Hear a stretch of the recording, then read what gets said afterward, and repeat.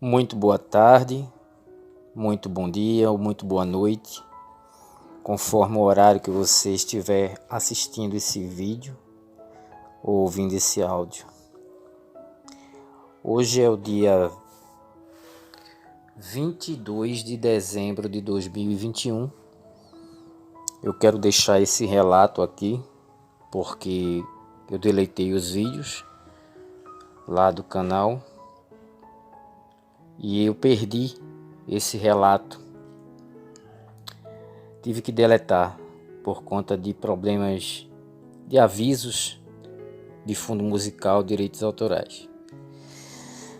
Mas aqui estou para contar novamente essa experiência que eu tive e eu não quero deixar de relatar e deixar guardado como prova. Eu sonhei com o arrebatamento, mas senti o que é ficar para trás. É o título desse vídeo. No dia 16, ou melhor, 13 de janeiro de 2016, eu estava dormindo e tive um sonho, mas parecia mais uma realidade. Parecia que eu estava no lugar, vivendo aquilo na realidade. E no sonho eu estava como se fosse um estabelecimento comercial, era mais ou menos isso. Era um lugar amplo, coberto, como se fosse um galpão, um comércio, com lojas, com pessoas transitando. E ali começava repentinamente uma gritaria, pessoas desesperadas, pessoas gritando para todos os lados, chorando, correndo desesperadas, porque com certeza tinha visto pessoas desaparecerem. E naquele momento que eu percebi o desespero das pessoas, eu sabia que tinha sido o arrebatamento da igreja e que eu tinha ficado. E naquele momento ali, naquela conscientização, eu entrei num desespero no meu interior, no meu coração. A angústia tomou conta de mim e eu fiquei naquela expectativa que eu tinha ficado, mas que haveria possibilidade de eu ser arrebatado. Que eu tinha ficado, mas que Jesus ia me levar. Eu não queria acreditar que eu tinha ficado, porque o sentimento é terrível. E de repente eu senti na minha mente como uma voz que veio no meu pensamento, a voz do Espírito Santo, essa é a realidade, que falou comigo e dizia: peça perdão dos seus pecados. Porque a gente acha que está andando muito correto, muito certo, muito na linha, muito santo, muito perfeitinho. Há muita gente assim, achando que está todo corretinho. No entanto, o coração muitas vezes tem coisas que só Deus sabe. Sentimentos, pensamentos maus, orgulho, inveja, soberba, mentira, ódio, rancor, raiz de amargura, ressentimento, maus pensamentos, desejos impuros e tantas outras coisas, fora as palavras que a gente fala e que a gente também peca, e atitudes para com o nosso próximo. E ali, quando eu ouvi aquela voz, no meu interior me veio um arrependimento de todos os meus pecados. Eu sabia que havia pecados que eu não tinha confessado, que eu não tinha pedido perdão a Deus no meu dia a dia. E eu fazia isso no meu interior, pedindo perdão ao Senhor por pecados que eu não tinha pedido perdão. E você que está me ouvindo pode ficar certo disso. Quem ficar na volta de Jesus, no arrebatamento da igreja, vai sofrer muito. Principalmente os que se intitulam cristãos, evangélicos, crentes, e têm a vida totalmente contrária a essa crença, a essa fé, às verdades bíblicas da palavra de Deus. E naquele momento ali, eu comecei, no momento que pedi perdão, eu ouvia um anúncio na rádio dizendo que a Itália tinha acabado de entrar em guerra com outra nação. Ou seja, um cenário de guerra vai acontecer, possivelmente no arrebatamento. Pode ser que seja a guerra de Gog e Magog, logo após o arrebatamento. Nós não sabemos. O que eu sei é que naquele momento ali eu comecei a sentir, depois que pedi perdão dos meus pecados, eu comecei a sentir, começando da ponta dos pés, como algo, uma energia, um poder que estava tomando o meu corpo. E eu comecei a perceber que eu estava sendo transformado dos pés à cabeça. Eu comecei a sentir isso também na cama, uma sensação de energia tomando meu corpo, como uma força, um poder tomando meu corpo, e aquilo ia subindo até a cabeça. E eu percebia que meus braços, que meu corpo estava passando por um processo de transformação, como diz lá em Tessalonicenses.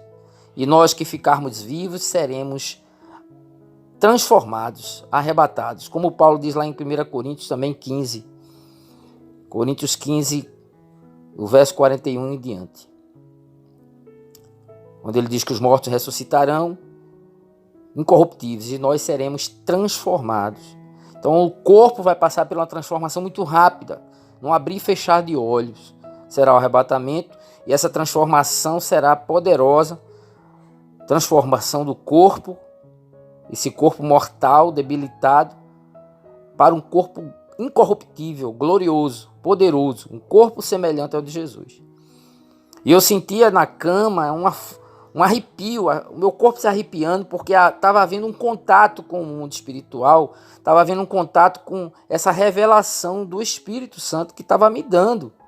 E eu sentia na cama meu corpo como se estivesse estremecendo, como se estivesse arrepiando, algo que estava tomando meu corpo ali, naquela revelação, porque no sonho eu sentia isso, meu corpo sendo transformado.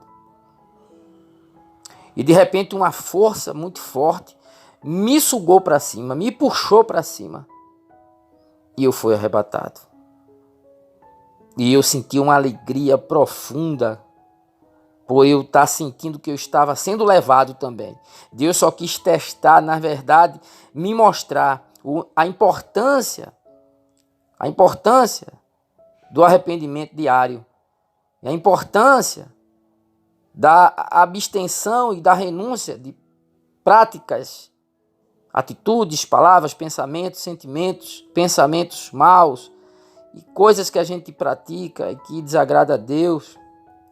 E a gente muitas vezes fica batendo na mesma tecla e pecando e não se atém o perigo que está correndo de morrer sem arrependimento ou Jesus voltar e a gente ficar, porque eu senti o peso da angústia e da amargura do que é ficar no arrebatamento. Mas em seguida, depois que eu pedi perdão, eu fui arrebatado, senti subindo e me acordei. Quando eu me acordei, eu tive aquela sensação de ouvir uma voz assim na minha mente, disse: esteja preparado, eu virei como um relâmpago. Mais ou menos isso.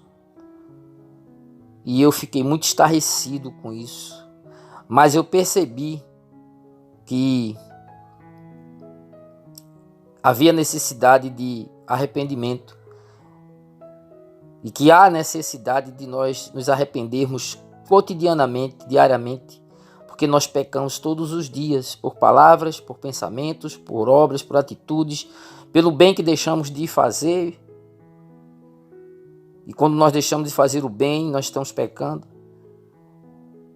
E pelo mal que muitas vezes fazemos e achamos que não é mal, também nos leva a um estado de pecado.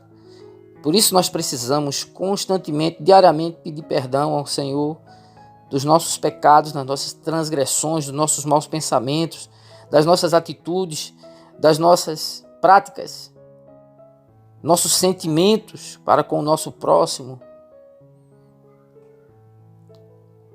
E muita gente vai cair em si tarde.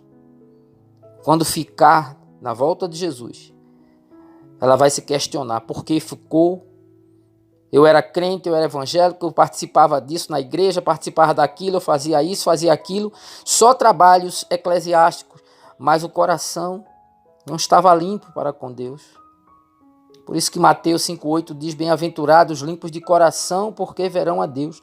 Limpo de coração é aquele que não guarda mágoa, ódio, rancor, ressentimento, inveja, mentira, soberba, não faz acepção de pessoas e não vive em práticas pecaminosas, físicas, palavras, atitudes, coisas ocultas que muitas vezes fazemos e achamos que porque as pessoas não estão vendo, isso aí vai ficar encoberto, mas não há nada encoberto que não venha a ser revelado, não há nada oculto que não venha a ser mostrado. Tudo que nós fazemos, tudo que praticamos, seja às escondidas, seja pensamentos que as pessoas evidentemente não conhecem, não sabem, porque as pessoas não são do coração, não são do pensamento de ninguém. Mas Deus sonda tudo, vê tudo, e toda obra, boa ou má, vai ser colocada às claras, vai ser mostrado, vai ser revelado. Não há nada oculto que não venha a ser revelado. O segredo dos homens serão revelados naquele grande dia. Então eu deixo essa reflexão, ao mesmo tempo esse sonho relatado, para que você se autoavalie, para que eu me autoavalie, para que a gente caia em si, porque se não for através da volta de Jesus, pode ser através da morte. A nossa vida é como um sopro, podemos partir a qualquer momento, ser chamado pelo Senhor a qualquer momento. E nós vamos prestar contas. E se não estivermos bem com Deus, qual destino que será tomado? O mendigo foi levado para o seio de Abraão, porque ele estava bem com Deus. E foi levado pelos anjos. Lá em Lucas 16, quando Jesus relata sobre o rico e Lázaro, o mendigo. O rico foi para o inferno, foi para o Hades. Por quê? Porque ele era avarento. No coração dele estava no dinheiro. Ou seja, o coração dele não estava limpo, não estava com Deus. Ele juntava tesouro na terra, mas não juntava tesouro para com Deus. Não era rico para com Deus, como o Senhor Jesus diz. Então pense, repense. Se Jesus voltar hoje, agora, você tem certeza que vai? Se você morrer hoje, amanhã, depois de amanhã, ninguém sabe o momento da partida. Para onde você vai? Fica a pergunta. Eu deixo esse áudio, esse vídeo. Que Deus abençoe você, em nome do Senhor Jesus. E que você possa refletir nessa realidade que eu vivi, dessa revelação. Deus abençoe você. Fique com Deus, em nome de Jesus.